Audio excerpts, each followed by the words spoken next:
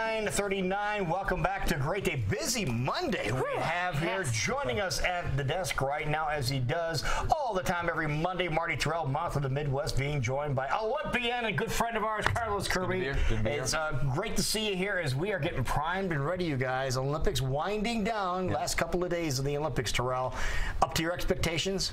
Yeah, day 10, and here we go. Yeah, Lolo tomorrow, and Carlos is going to help us break it down. I guess she's got a little knot above her eye from the helmet, so you know, you get jostled around on those bobsleds, and who better than Carlos to talk about that. But real quick, U.S. women hockey team 6-1 today, winners over Switzerland on a collision course with Canada in the gold medal. What I tell you. Now, however, the men, and that what a weekend, and we'll get to that coming up, not on a collision course with Canada. They could meet Russia in the gold medal game if they get that far, but we're not going to see the double USA-Canada, but U.S. doing great. So. Now, why is that the case? Why they're just in different brackets. Okay. Yeah, so we're going through preliminaries. So they could meet in the semifinals. Okay.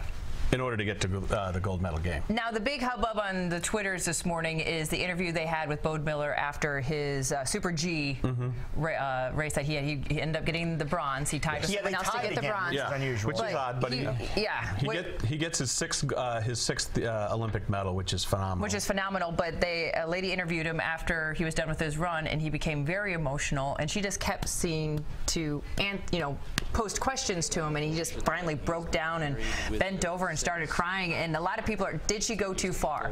Was she pushing the situation? Obviously, we're referring to his brother passed away this last year, which made him very emotional about the situation. But it's just like, did she go too far? Just keep pushing on this guy. Now, he came out and put a tweet out saying, don't accuse her. She was doing her job. Everything's fine. I was just very emotional that day. But I think she went too far. Yeah, it's kind of like, it's a delicate balance. Her name is Kristen Cooper, and I think she did a good job. I do agree with you, Jackie, to the point where, you know what, he answered it once, the second time okay, the third and fourth questions are over the top. It's been a rough year for Bode Miller. You know, he lost his brother Chili, who had a brain aneurysm as a result of a head injury. I don't know if he was snowboarding or doing something, but he ultimately died. He's also in a brutal custody battle for his 11-month-old child. Oh, really? So he's had a brutal year, and I think, not making excuses for him, I think the mental toll and the mental baggage he brought to Sochi definitely affected his performance. So I think at question 2, okay. Question 3 and 4 is a little bit piling on. So I agree with you. I'm not playing both ends against the middle, but it's a delicate, that's kind of the hot thing on social media this morning. No was it too much? Who's to blame for that situation? But we're very grateful that he was able to get a bronze out of that. One other thing I was curious about, because they were doing 2-man bobsled races this over the weekend. The Jamaican bobsled team, they're popular just because they're the Jamaican bobsled team. Now, when they did their second run, they weren't doing great from what I saw, but when they did their second run, one of the guys' visors on his helmet did not latch, but yet they still continued on the run. Would something like that throw time or a bobsled team like that? Time, not so much. It would probably be a little more aggravating as it's flapping as you're going.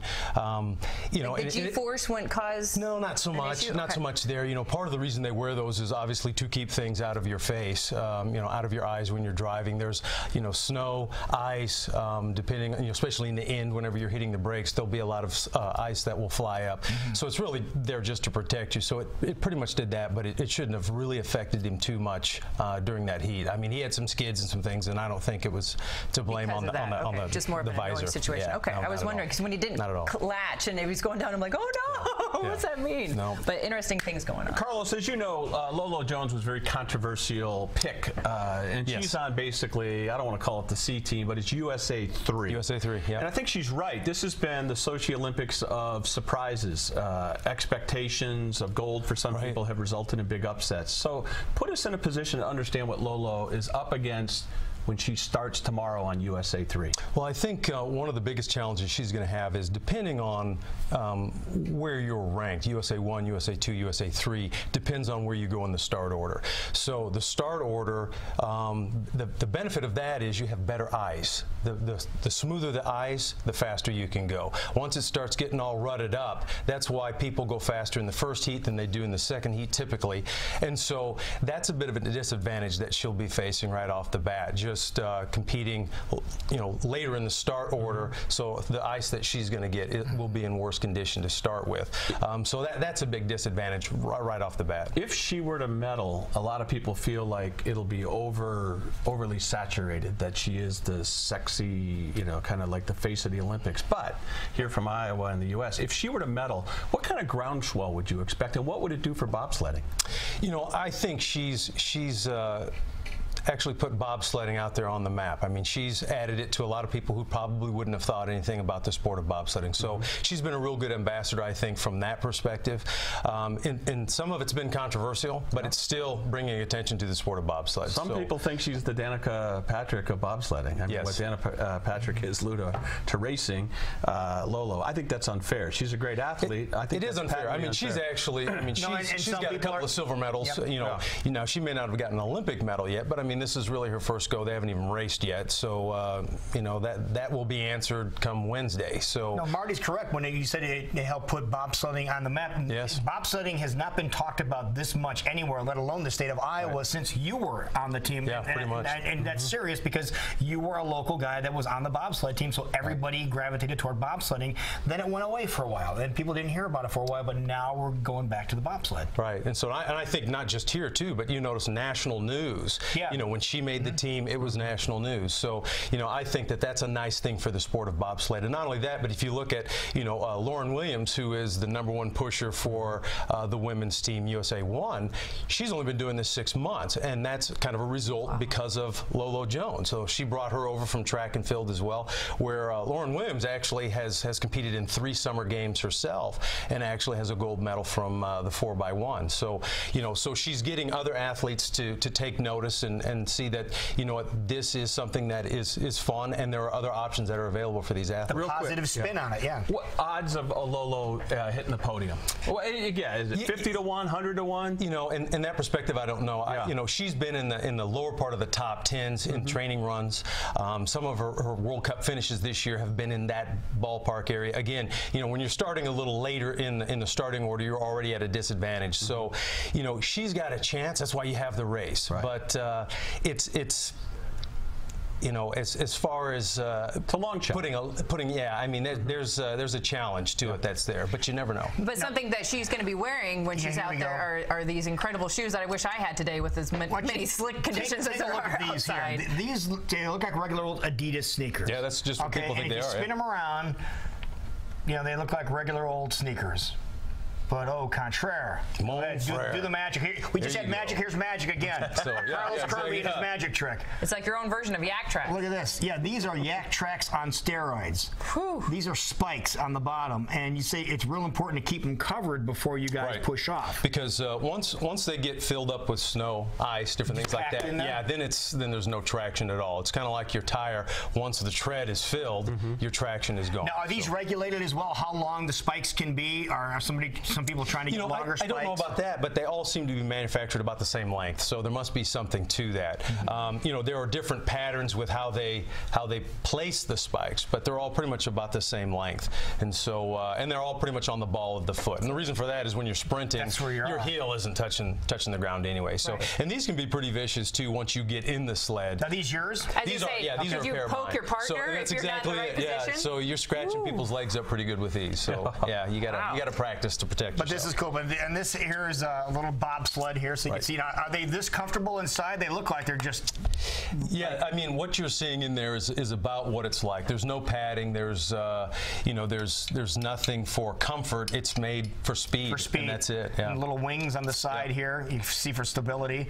And one of the things people don't understand as well is with the sled, how do you stop? And so the person in the back, their job is to help get the sled started, and then they will also shift their weight, on the upper side, trying to help when you go in and out of turns. But the last thing that they do, which is why they're called the brakeman or brake person, is because this little lever inside of there is actually the brake. And what happens is when you get to the finish line, out through the bottom, a hole in the sled, then out pops these steel teeth, and that's what actually grabs the ice and slows you down. And there's also, so then there are tons of ice fragments that come out, which is why you need your goggles and things like that at the end of the race especially. Real quick, safety. How dangerous is this, Carlos? You know, bobsledding, it can be pretty dangerous. I mean, you're going 85, 90 miles an hour. You know, it's not made for safety, it's made for speed. So the tracks are designed more to keep the sled in, so it's a lot safer than it used to be 40, 50 years ago, where those sleds are coming out, and now you've got spectators that have to worry about getting hit by a sled too. So it's a lot safer that way. But you know, there are quite a few broken bones and things that can happen during training, during races. In fact, people have lost their lives doing the sport too. Now, one of the other stories I saw over the weekend is one of the ladies' teams, they had damage to their sled during their trials, so they had to run over to the USA House and kind of sneak one out. Get the extra sled, so that's the joy of having sleds that are interchangeable at this point. But yeah, and that's one of the things with USA 1, they actually have had a couple of mishaps now. And one of the things that is questionable is they have changed the drivers and the brake members often throughout the season. So no one knew who was going to ride with who. So now all of a sudden you've got an individual and you've got to create that chemistry and get used to working together. And you've got just a few days to be able to do that during these games. And that was one of the things with they had 2 crashes, actually, one each day.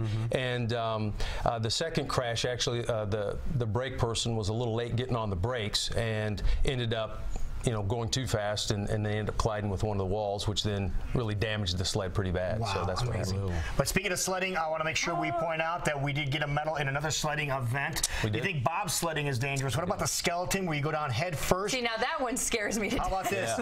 Matthew ended up getting a bronze medal. Yep. So United States, our women got a silver, and the men got a bronze, which is pretty outstanding. So, and he was told, I heard this. It's unbelievable. When he first started doing the skeleton, they told him, you know what, this isn't for you, give it up. He's like, okay, whatever. Went back to work, and there he is getting on the podium. Yeah, that's awesome. Story. That's awesome. Story. And skeleton and bobsledding are actually part of the same federation, so we do things together, where luge is separate, but skeleton and bobsledding are actually the same. That is cool. All right, Carlos Kirby, thank you, buddy. Thanks for coming again, man. Good to see you again. We'll be right back. It's 9:51. You're watching Great Day.